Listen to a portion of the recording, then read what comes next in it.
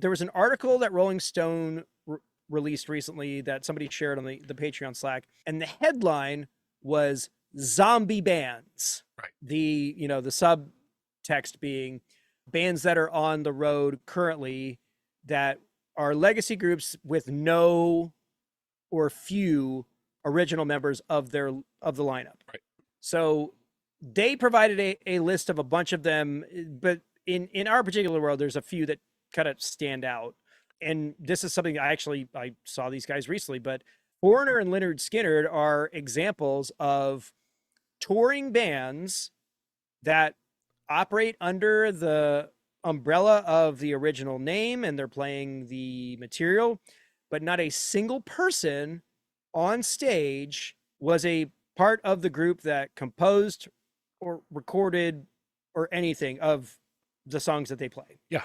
And it's really interesting because we are in an era where if you were a band in the 70s, you're approaching 50 years of that catalog, and people don't live terribly long. Right.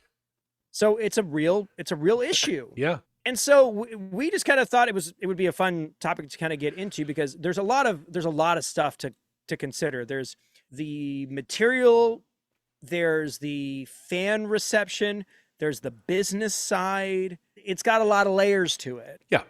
Yeah. And so we just figured we'd get into it and see what you guys think. Because ultimately these are cover bands. That's what it comes down to. You could say that they're tribute bands. Yep. But here's the thing. The way that this typically works is that they're not necessarily putting these bands together with these brand new lineups. It's typically a situation where a band member leaves, a band member dies, and somebody replaces them. And over the course of the span of a band's life cycle, it could get to the point where you end up with a bunch of guys that have been in the band 15, 20, 30 years, but weren't a part of the whole thing from the get-go. See, that's the thing that is funny to me about this whole conversation is this word original. Right? I mean, original Fleetwood Mac isn't the people you think of as being in Fleetwood Mac. Right. Same with Journey. So what does even original mean? Do you have to have been a founder to have your band not be a zombie? Or can you have just been there while really great things were happening over decades? Well, and that's also interesting because in the conversation on the Slack channel, Styx got brought into it. Right. And I thought that was interesting because, J.Y. Young and Tommy Shaw are still in the band. Right. And touring, but technically Tommy Shaw wasn't a part of the original thing, so he doesn't count. Right. In some fandoms, Yeah, right. Which is interesting. It's just, because we were talking about these particular groups, I was like, really? Like Styx just was not one of the ones that I considered. No. But we talk a lot about like where like a lead singer leaves and or dies and they have to replace him, whatever. But like this is way past that. Right. It's not even on the same level. And the joke that we've been using is that Foreigner is at what we would call the Ship of Theseus lineup. Right. Where everybody's been in the band for a while, but none of them were there when the whole thing started. Right. The other band that you can make that joke about is Molly, My Grandfather's Hatchet. Yeah, Molly Hatchet. Yeah. My Grandfather's Hatchet. My grandfather replaced he's handed down from my grandfather. My father replaced the head and I replaced the handle. So it's a new hatchet. It's my grandfather's hatchet. How dare you? There you go. Molly, My Grandfather's Hatchet. I did look that one up, and there were a couple of guys that were at least in the lineup during the Rocket Ride. They weren't necessarily on the records, but right. They might have a closer claim to it than some of the other ones. But like straight up, Foreigner and Skynyrd, like there are no original members. Skynyrd's got a little bit of there's a brother thing. Ricky Medlock's got kind of like a through line because he played with them before they got big and then like left but came back in the 90s. And that, I guess that counts. But again, Ricky Medlock's been in the band now for 30 plus years. Like there's, he's earned his spot, I suppose. Yeah. And Johnny Van Zandt is doing a pretty credible impression of his brother. So sure. Not terrible. And I mean, the list goes on and on. There's most of these groups are legacy groups though, from the 50s, the 60s and the 70s. Sure. Iron Butterfly and the Four Tops, like a lot of the R&B groups and stuff, they just kind of cycle through the members, and it is what it is. But the real question is, why do they do it? And should you, as an audience, care? Right. So why don't we let's talk about the business side of this. Yes. Because everybody loves that. The fact of the matter is that a band becomes a brand or a business at some point and then gets operated the way that a business does. Yep. You've got stakeholders, you've got people who have the rights to certain components of that branding. It could be the name and the logo, it could be the catalog of material, it could be a lot of these different pieces of intellectual property, and there's a group of folks that get to decide how they get implemented. Right. And that is merchandise, that's stuff that you can pick up at your local music store or Walmart. And then there's the live performance revenue. And it's no secret that if you have a catalog and can fill a decent space, live performance is still the most lucrative component of the music business One to this day. One of the only lucrative components, actually. Right. And so it behooves these groups to stay out there because it is the thing that kind of perpetuates all of the other things that they sell, because they're going to introduce that music to a new audience every time they play. And it could, it could start trending down in age, and you want to make sure that you've got all of the resources for those people if they want to get into it. So the posters and the t-shirts and the CDs that are freshly remastered or put up on streaming platforms. And so you got to keep these things running. And the diehard fans that love the original people and the original lineup are always going to have something to say about it. Sure. And it is one of those things where you just kind of have to decide whether those people matter, because should you base your entire business on people who aren't going to come to your shows? You're going to base it on the people who are going to buy tickets. That's how it's going to go. So those are the people that really matter. Right. Now, the thing that you do have to be careful about, though, is can you provide something that is compelling enough for people to come? Yeah. Because there's plenty of examples of bands that were big at some point and can't fill any venue of any size. Totally. No, they're on the state fair, the state fair tour, Yeah. And but for the ones who can, the ones that are still touring and big, just like in any business, it is true that nobody's irreplaceable. Right. Hard truth. As much as somebody seems like they're, we couldn't possibly do it without them, we could find somebody else. We totally could. And they have. Yeah, they have. So the thing that gets what you then have to figure out is how do you market this thing? Now, I don't think Foreigner has any problems. I mean, I went to that Styx Foreigner show. Yep. Pardon my French. They fucking open with head games. Like that's where they start. Wow. Song after song, you're just being pummeled with banger after banger. Yeah. It's just like, well, when you got a catalog like that, you can do that. It was truly amazing. And they've got guys that are older, but still they've got a look about them. They've got a physicality to them. They can go up there and they can deliver a high energy, high production value, exquisite performance. And it's great. I had a blast at that show. And you didn't care who they were? No, I mean, the only thing I'll say is that their singer Kelly talks too much. Oh, well. I'd rather he just do more singing than talking. Yeah. Even one of the guys in the Patreon is in a Foreigner tribute, and he's like, "Yeah, no, that's that tracks. I feel that. That's relatable." Yeah. But yeah, I mean, Mick Jones is the only guy who's still technically in the corporation, and he's the one ultimately calling the shots because he holds all the intellectual property. So he gets to say who's in Foreigner and who's not. Right. And where they play and all of that. And he's reaping the benefits because those guys are making good money, but they're not making the kind of money that he's making because he's the band leader. Right. He's the us of that group.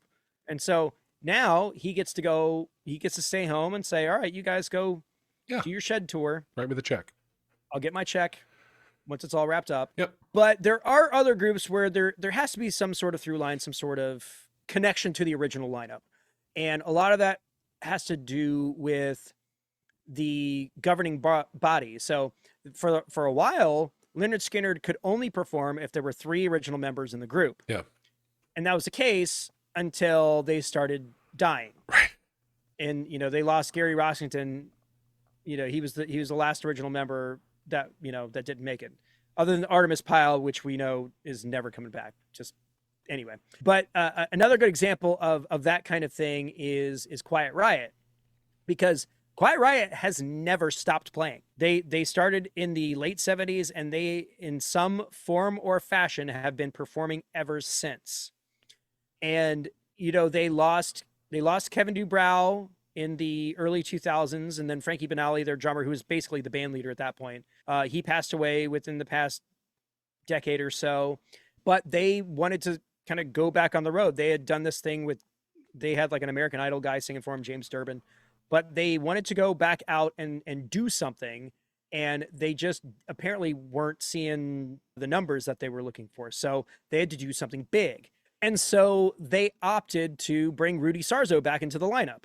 Now, Rudy Sarzo had not played with Quiet Riot since the 80s. Like, he was a part of the lineup that when Metal Health was released, he went on to do other stuff. He played with Ozzy. He played with he's played with everybody. That's not really important. But they decided that, and they being at this point the estates of the guys who were founding members of Quiet Riot, that if they wanted to continue to collect their their residuals and make some decent money, they had to bring somebody back in. Yeah. And I don't know what they offered him, but it had to have been significant for Rudy to go back to a group they hadn't played with in 30, 40 years. Right. Do you think that, and I'm assuming it had to be some sort of revenue share situation. Do you feel like that gives him credibility? In their circumstance, it does. He's not a founding member, but he was a part of the lineup that was the most successful. So for them, it is a big get, because Rudy Sarzo as a performer has this legendary reputation because he's done so much. Right.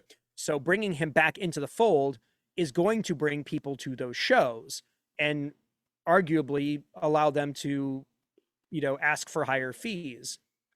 But I don't know how much of that they had to offer him to make it compelling. Yeah. Because I mean, he is the only known entity at that point. But, the estate of Frankie Banali and Kevin Dubrow, they were like, we want this band out and playing X number of shows a year. Yep.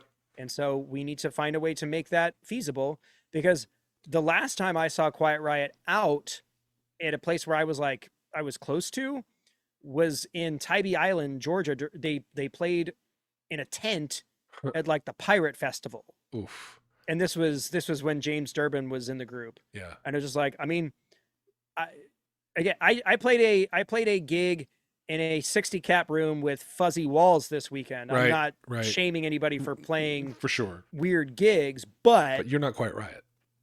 Right. And it's also that they're now and I guess neither are they, is the point. Right. But they get to play those festivals, and they get to do those fly dates and do that corporate work and still make decent money. Sure. And so the thing that every band is going to have to wrestle with this. If you've got any sort of pedigree or back catalog, there's certain things that are happening. You're seeing a lot of these guys that are selling off their catalogs for big chunks of money for the forever rights to them. You've got other groups that are cycling through members and making sure that they can stay on the road. Now, Queen did something interesting where they put together an official tribute band.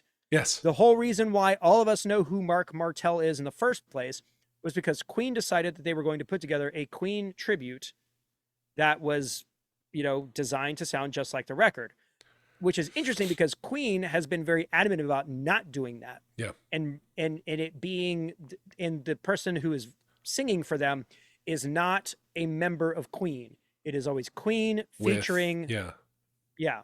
So Paul Rodgers or Adam Lambert, it's always Queen featuring Adam Lambert. So they've made a very conscious decision that they're going to do something that is contemporary in whatever way that it is.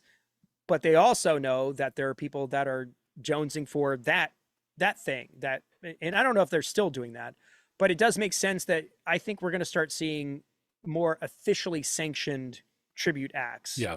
Whether there's a pedigree where it's like Bon Jovi's official tribute, or they just start, rolling these these lineups out with no original members and just, pretend like none of it happened. Sure. And have 3 or 4 of them touring at once.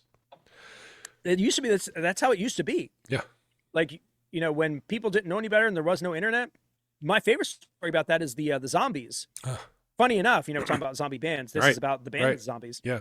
And listen, I found out about the Zombies because of A Life Aquatic. Because they play The Way I Feel Inside, which is the saddest song I've ever heard, during the saddest scene I've ever seen in that movie. And so, like, who is this band?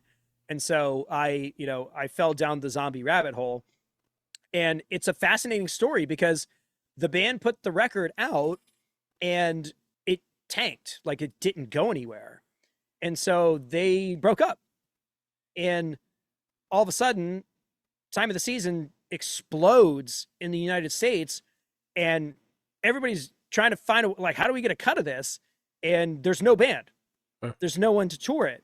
And so these promoters, because, we're talking about international law, somebody bought the rights to the band Zombies. So, like, they own the trademark to present Zombies as a band. And they put 2 lineups together, and they toured all over the US. There was like a Northern Zombies and a Southern Zombies. The funny thing about the Southern Zombies, though, is that the lineup was 2 of the guys from ZZ Top. So they call them the Texas Zombies. Okay. And Billy Gibbons, and I think it was Frank Beard. I don't think Dusty was a part of that. Yeah, it's Frank Beard. Okay. Fun. So yeah, it's just a wild story. Yeah. This whole thing makes me wonder about bands that could never pull it off, right? And it's interesting because the band that came to mind for me, they did kind of pull it off in the last few years, and that's the Stones. So you could never do Stones without Mick. You could never do Stones without Keith. Those people are so crucial to the thing, but apparently you can do it without Charlie. That's, I feel ways about that. Me too. He picked his own replacement before he passed, so we kind of have his blessing on it. But if I went to see Pink Floyd and it wasn't David Gilmour up there, I would have a problem with that. Right. But that's the other thing, though, is that, like, the tribute world around Pink Floyd, there's now Pink Floyd tributes that can fill venues that Pink Floyd used to play. Right. Yes. Yeah. Australian Pink Floyd is like its own thing. Oh, Brit Floyd is massive. Brit Floyd, it's crazy. Yeah. But again, that's not the same thing. No. That is a tribute act that has rose to a level of prominence. It's got nothing to do with the original band. Right. Yeah. No shared business at all. And maybe I'm enough of a Pink Floyd nerd that I'm the only one that would care about that. Maybe other people are like, just show me a crazy light show and play some weird synth at me, and I'm perfectly happy calling it a Pink Floyd show. You mentioned ZZ Top. Like, how many people care whether that's Billy or it's just like some beardy guys playing Texas rock? Well, yeah. I mean, that was a weird one too, because, like, when Dusty passed away, like, he was a guy who was a very big part of that group. He sang on a bunch of their hits, and literally was out there till the very end. Yeah. But I think there's just a certain kind of group that is okay with or feels compelled to keep moving forward. Sure. And not just stop. And I get both sides of it, because the revenue that Queen is able to generate off of the legacy of Freddie Mercury is significant. Yeah. They don't have to play. They still do, and they're making great money doing that too. But, like, you think about groups like Nirvana and, the people who are the business of dead rock stars is pretty lucrative for the people who have the rights to that kind of stuff. For sure. But at some point you do have to kind of make those decisions. And yeah, I don't think the Rolling Stones would keep going if Mick or Keith died. I think that would probably be the end of it. Yeah. And we're looking at the Aerosmith retirement, which is another, it feels like an emotional thing, but it was 100% a business situation, because they had a tour. They did 3 shows of a world tour that was supposed to be the biggest thing they had ever done. And by all accounts, like, they were on fire. Like, the show was incredible. The production was top notch. Like, everybody was firing on all cylinders. And then, Steven has this catastrophic injury to his vocal cords. And all of these things, are bought and insured. And so nobody's going to necessarily lose their shirt on something in the event that an issue like this happens. But at some point, whatever that policy, whatever that time frame, whatever the agreed upon parameters of that policy are, you've got to figure out what's going to happen. And what it looks like was they were staring down the barrel of this policy about to expire. Yep. And they are looking at the prospect of doing those dates, and it's not possible. And so in order for that policy to kick in and for everybody to get their slice of it, they had to announce that they're no longer going to tour. Right. It was a necessary business decision that had to be made in order to make sure that everybody got paid. And that's really what happened. It's crazy. Yeah. And again, you're not going to stand up some other Steven Tyler. That's not that it's too much him. Yep. And so, there are options for those bands, but the fact of the matter is they're going to pack it up. Right. And that's fine. But they could also decide that they're like, all right, well, these guys are the new guys. These are our official Aerosmith tribute. And all of a sudden these guys are able to do sheds and play these big shows, whatever, just from being tapped, right. And so business wise, that's kind of what we're dealing with. We're trying, they've got to find ways to keep the IP out in the marketplace just so it can continue to generate revenue. However, they choose to do that. Now, on the flip side of that, let's talk about the audience perspective. I know that there's a lot of people who are like, why would I go see Foreigner? I don't know any of those guys up on stage. That's not Foreigner. That's not Foreigner. And fair critique. And, we live in a capitalist society. If you don't want to spend your money doing that, you can take your money elsewhere. But 8,000 people showed up to that show and had a real good time. And if the vocal majority is going, we still love this, we want more of it, I see no problem with it. Yeah. I don't know anybody's name in the band, but I've been waiting for a girl like you, and I want to know what love is. So give me those two things. Yep. A girl like you and the knowledge of what love is, and I'm going to be a happy guy. It's going to be a great show. Well, and maybe Jeff Pilson from Dokken, and he's been in the band for a while, so you can say, okay, well, I like Jeff Pilson. We'll do it. We'll go and see that. Or maybe I don't. I've just heard him on the radio, and I like what I heard on the radio. I'm going to show up, and I mean, Jeff Pilson was in Rockstar. That's all I have to say about that. Fair. Yeah. All right. With Marky Mark. He's a jukebox. He's a jukebox hero, so we'll give it to him. He is. And, will it warm the cockles of my heart to see only if it's hot-blooded? And listen, let me finish my I'm quoting Foreigner songs. Come on. It will warm my heart to see Lou Gramm and Mick Jones do something when Foreigner gets inducted into the Rock and Roll Hall of Fame. But I'm under no illusion that they would be remotely interested in putting that on the road. I think it's a good way to put a pin in it, put the period on their legacy, keep that band out there until people stop going, and that's it. Yeah. Because as much as this feels like art and really important emotional stuff, at the same time, it feels business. It feels like the first time. God, can I try? Like, I'm trying to land this plane. All right, do it. Sorry, I'll shut up. Go. Stop with the head games. Go ahead. You're the one. Hey man, I'm kind of jet lagged, so I was trying to wrap it up. I know. Not you. No. You're just back there throwing. No, you're good. You're good. I know. I'm giving you double vision. It's all right. Oh God damn it! I'm cold as ice. I don't know what to tell you. Anyway, these are business decisions that are just being made by stakeholders who are trying to make sure that the widget that they have the rights to gets to as many people as possible and unlocks as many dollars as they can. 100%. Yeah. Capitalism. Yay.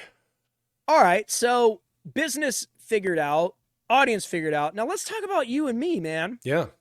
Because here's another thing that this particular institution means is that there is legitimate need for competent older musicians. There you go. To fill these spots. Yeah. You can't pick some 19-year-old kid off the street and put him on stage with that with no, you know, that will feel guys like in the their first late time. 50s. Yeah. It will, because it is. Yeah. Yeah. No, it takes a certain level of maturity, a certain gravitas to be able to hold your own with these, let's say. Well, but also you want to look at like a group of like folks you belong and be like, like yeah, you're they part look of like it. they belong Yeah. together. Yeah, like you're part of it. So that's a real unique value proposition for people in our world. Yes. Because I know that in every city there is a couple of hotshot players that could go toe to toe with anybody else out there. Yeah.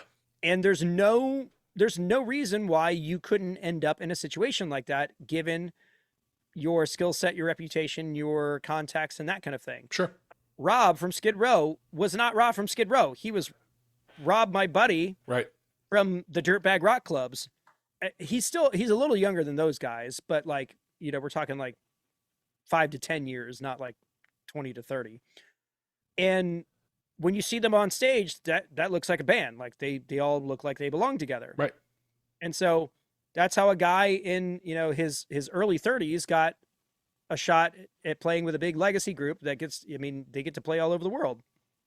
And so there's no telling what opportunities could be out there for players in their 40s and 50s who still, you gotta have some stuff. You gotta be incredibly competent. You gotta be a quick learner. You gotta have a look. You gotta be in shape. Yep. Like those are all important components.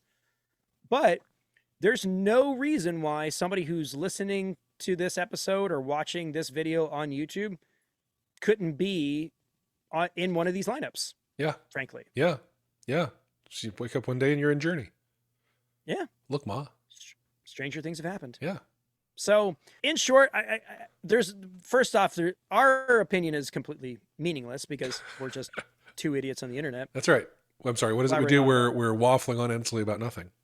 Yes. But we know a few things, and I feel like this is not changing. Nope. It's only going to become more prevalent. Yep. You know, I have this short list of bands. I guarantee you a year from now, that list could easily be doubled. Yep. And it's only going to happen more and more. So if this bothers you as a music fan, get over it. Right. Because the bands don't care. You are out there going, I will not support this monetarily. They'll be like, then why should I listen to you? Right. And they'll move on. Yeah. So if you're a music fan, get over it. If you're a musician, get ready. Right. And for these bands and these songwriters who are looking at the twilight of their careers, more power to you, man. Sure. Do what you got to do. Go out on top or don't. Just make that money. I keep it going without you if you can. That's the dream. Yeah.